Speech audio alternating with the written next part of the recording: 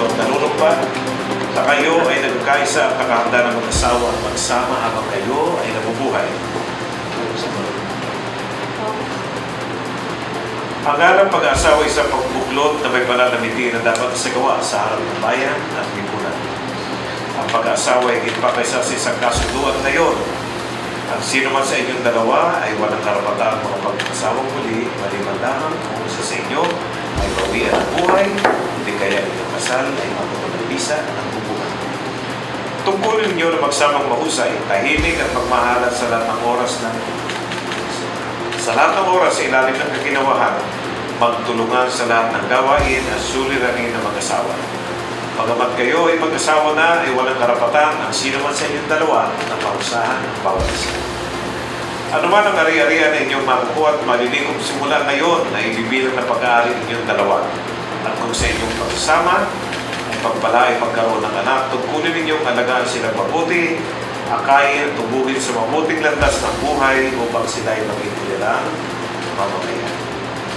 Pardon, kunin mo yung sinisita. Angie, tawagin mo siya, sulit sa akin. Angie, so mo ang sinisita ito.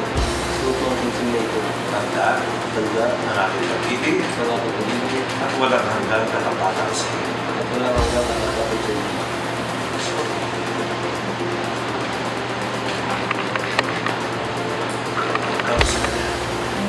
Arnold din lang. Sige. Arnold. Suot mo sa sinisita ito. Tanda ng aking pag-ibig at walang hanggang katapatan sa iyo. Alinsunod sa kapangyarihang pinagkaloob sa akin ng batas, ako si Ariel, ito ang punong bayan ng Jose Pagaliban, Camarines Norte. Ikaw, Arnold, Alarcon, Santa Ana, at Angeline Aki, Gulit, ay akin ang pinag-iisang bibig at ganap ng ibinibiglarang legal na mag-asawa. Congratulations, palakpakan po natin. Ngayon, sige na, ibigay po na yung unang legal na halik.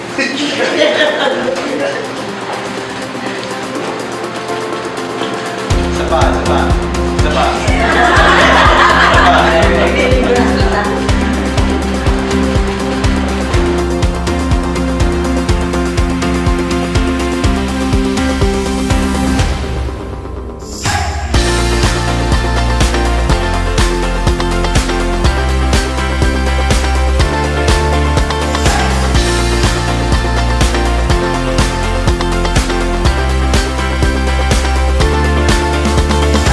Ang message ko sa kanya ay sana hanggang wakas sila.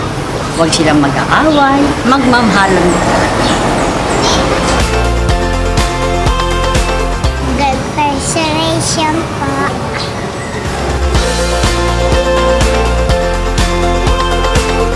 Sa iyo, Angie, sana maging maayos yung pagsasama niyo.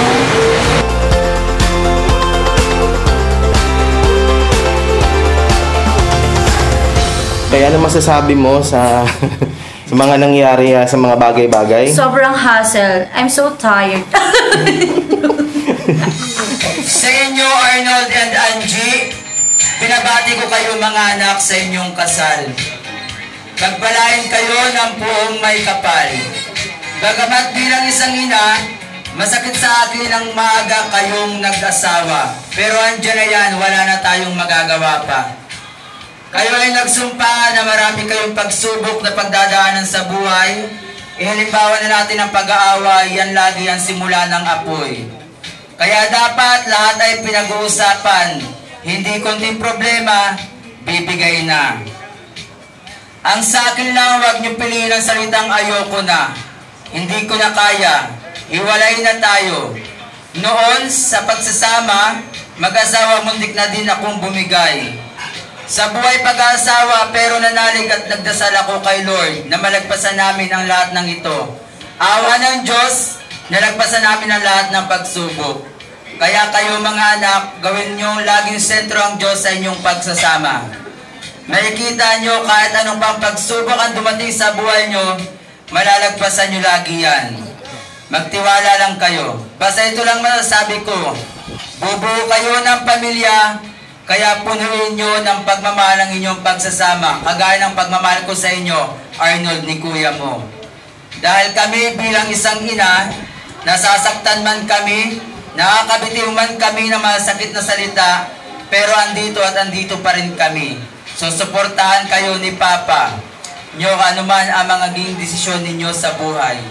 Habang kami naubuhay pa sa mundo, asahan nyo, andito lang lagi kami sa tabi nyo. Kaya ayusin nyo ang buhay ninyo. Mawala man kami sa mundo, magiging panatag na kami dahil nasa maayos na kayo. Yun lang mga anak, mahal na mahal ko kayo. Yan po ay mensahe na isinend sa akin ng nanay po ng ating groom kagabi at ipinapahatid po sa inyo yung mensahe na yun. Andito kami para sumuporta sa pagsasama nyo. Kung ano mang problema at magiging problema ng inyong pamilya ay willing kaming tumulong o mag-advise. Basta ang sentro ng inyong pagsasama lagi ay ang Panginoon. Again, congratulations Arnold and Angelique. Yung sa tamang tamang landas lang, hinay-hinay lang, huwag masyadong sa buhay ba, yung nagmamadali. So, dadating at dadating yung inyong mga pangarap na sa hinaharap, kasama inyong mga magiging supli, ang inyong mga kapamilya na laging nakasuporta. Ganon din kami mga ninyong artista. Magandang hapon po sa lahat. Nagpapasalamat po ako sa mga nagpunta din sa wedding po namin ni Arnold.